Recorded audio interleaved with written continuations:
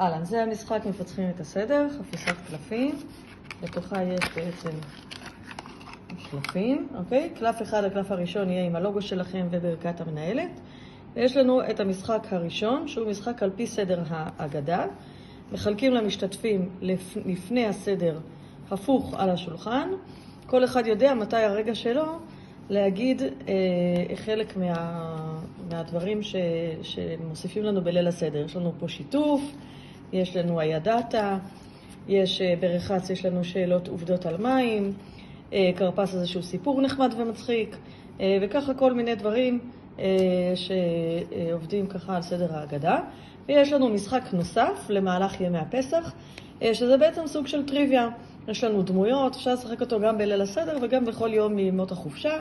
דמויות מההגדה, ההכנות לחג, 10 המכות, הכל באיורים מריבים, הכל מנוקד, מאכלים וכולי, שירי פסח, כאשר הגב של הקלפים בעצם יוצר לנו פאזל של שיעבוד מצרים וקריאת ים סוף.